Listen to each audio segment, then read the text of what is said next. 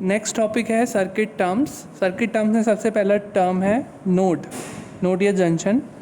Node या junction किसे हम कहते हैं सर्किट में?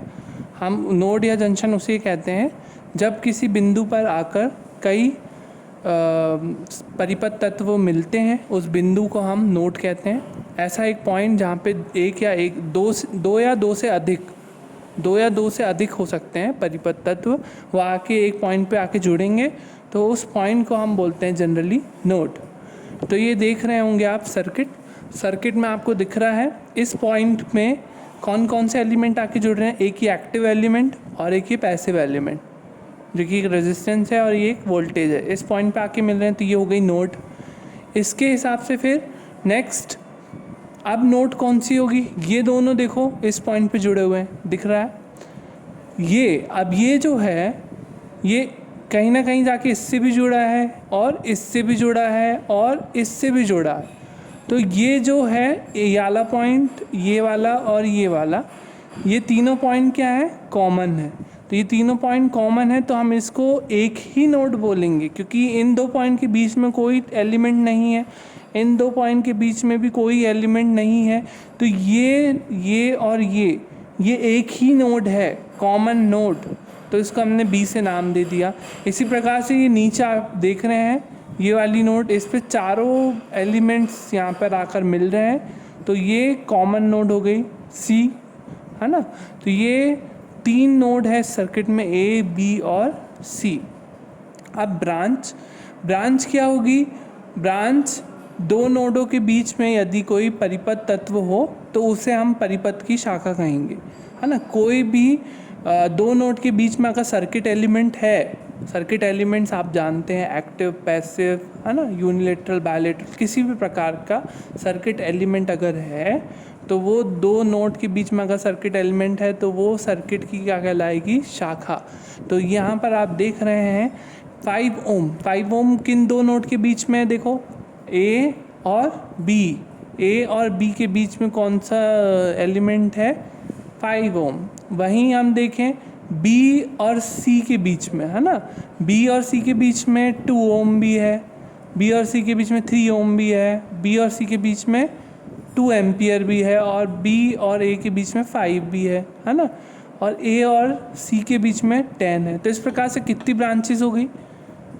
ये वाली एक पहली ब्रांच, ये हो गई दूसरी ब्रांच। ये पहली ब्रांच क्यों? ए और सी के बीच में जुड़ा हुआ है इसलिए। ये दूसरी ब्रांच क्यों? ए और बी के बीच में जुड़ा हुआ है इसलिए। ये तीसरी ब्रांच क्यों? तीसरी ब्रांच इसलिए क्योंकि ये बी और सी के बीच में जुड़ा हुआ है। ये फोर्थ ब्रांच क्योंकि ये बी और सी के बीच में जुड़ा हुआ है। ये फिफ्थ ब्रांच जो कि ये बी और सी के बीच में जुड़ा हुआ है। तो इस प्रकार से इस परिपथ में कितनी ब्रांचेस हो गई? 1 2 3 4 5। तो 5 ब्रांचेस हैं, 3 नोड्स हैं। अब लूप परिपथ में कोई भी बंद परिपथ आपको दिखता है, बंद मतलब एक बंद रास्ता हम कह सकते हैं, जो कि आपको परिपथ में दिखेगा, हर वो बंद रास्ते को हम कहते हैं लूप। तो loop is any close path in a circuit, we can say. So here how many closed paths are formed? You can easily see this one is a closed path, this one is a closed path, this one is a closed path।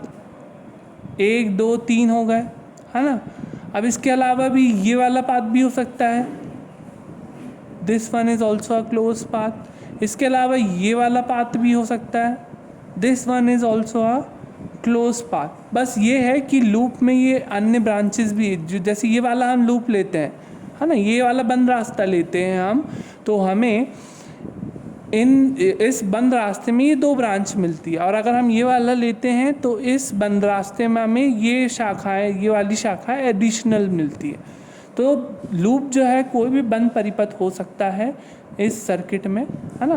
तो इसी प्रकार से यहाँ पे loops 5 loops कैसे हो गई?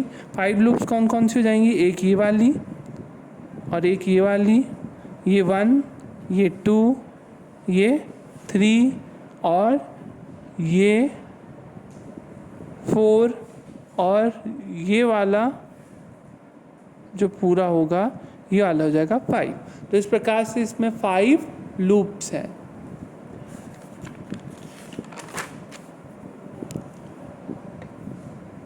Next उसमें इंडिपेंडेंट लूप या मैश।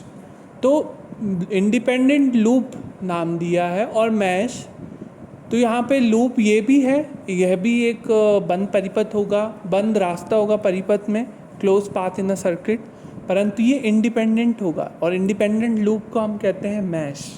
तो मैश जनरली यहाँ पर इंडिपेंडेंट लूप कब इंडिपेंडेंट होगा, जब उस पर्टिकुलर लूप के अंदर कोई ब्रांच उपस्थित ना हो जो कि किसी अन्य लूप में मौजूद होगी। कैसे, अब ये देखना है आपको सर्किट से। इस सर्किट में मैंने कहा है 3 मैशेस हैं, तो 3 मैशेस कौन सी होंगी, एक ये वाली, दूसरी ये और ये तीसरी। तो 1 2 और 3, तो ये पहली मैश, ये दूसरी मैश और ये तीसरी मैश। अब लूप में आपने देखा था एक ये वाला लूप भी था प्रीवियस केस में, परंतु हम इस लूप को मैश नहीं कह सकते। हर लूप मैश हो सकती है पर हर मैश लूप नहीं हो सकती। तो इस केस में यहाँ पर जैसे ये वाली मैश है ये लूप हो सकती है, पर ये जो लूप है ये मैश नहीं हो सकती। क्यों नहीं हो सकती, अगर ये वाला लूप अगर हम लेते हैं तो इस लूप में कौन आ रहा है बीच में, 2 ओम, जो कि 1 मैश भी शेयर कर रहा है और 2 मैश वाला भी शेयर कर रहा है। तो ये वाला जो लूप है वो मैश नहीं हो सकती क्योंकि इसके बीच में आ रहा है 2 ओम, तो ये मैश नहीं होगी। इसी प्रकार से ये वाली जो लूप नंबर 4 थी प्रीवियस केस में, तो ये लूप नंबर 4 मैश नहीं हो सकती। क्यों, क्योंकि 2 ओम और 3 ओम इसके बीच में ब्रांचेस आ रही हैं, परंतु ये वाले में और ये वाले में कोई भी बीच में इसमें ब्रांचेस नहीं आ रही हैं ऐसी जो कि अदर लूप की हो। तो इसलिए मैश ये 1 2 3 ही होंगी, इसके अलावा मैशेस नहीं होंगी। और कोई इससे ये तो हमारा सिंपल सर्किट है, कॉम्प्लेक्स सर्किट्स भी हो सकते हैं। तो कॉम्प्लेक्स सर्किट्स में जनरली कई बार हो सकता है आपको नंबर ऑफ ब्रांचेस दे दें, नोड्स दे दें, या इंडिपेंडेंट लूप्स दे दें, या मैश, इंडिपेंडेंट लूप्स या मैश, उसकी संख्या आपको बता दे, बोल दे कि किसी परिपथ में 5 ब्रांचेस हैं और 3 इंडिपेंडेंट लूप्स है, तो उस परिपथ में कितनी नोड्स होंगी। तो आपको अगर निकालना है तो उसके लिए हम कौन सा फॉर्मूला यूज़ करेंगे, हमेशा ये वाला, B = L + n-1। तो B यहाँ पे क्या है, ब्रांचेस ऑफ अ सर्किट या नेटवर्क, L क्या है, मैश और independent loop of a circuit और नेटवर्क, N क्या है, number of nodes in a circuit और अ नेटवर्क। तो इस प्रकार से ये टर्म्स हमारे सर्किट टर्म्स यहाँ पे कंप्लीट होते हैं और इसमें आपको क्वेश्चंस करने हैं। और सबसे पहले फर्स्ट सेकंड क्वेश्चन में आपको यही करना है, इस पर्टिकुलर दोनों सर्किट में आपको बताना है कितनी ब्रांचेस है, कितनी नोड्स हैं, कितनी लूप्स हैं और कितनी मैश है। तो ये दोनों सर्किट में आपको बताने हैं और इसे क्लास कमेंट में लिख के भेजना है। और इसके साथ साथ अगर किसी सर्किट में 10 इंडिपेंडेंट लूप्स हैं, 5 ब्रांचेस हैं, तो उस पर्टिकुलर सर्किट में नोड्स की संख्या कितनी होगी ये निकाल के आपको इस पर देना है आंसर, क्वेश्चन नंबर 3। तो ये आपको भेजना है क्लास कमेंट्स में।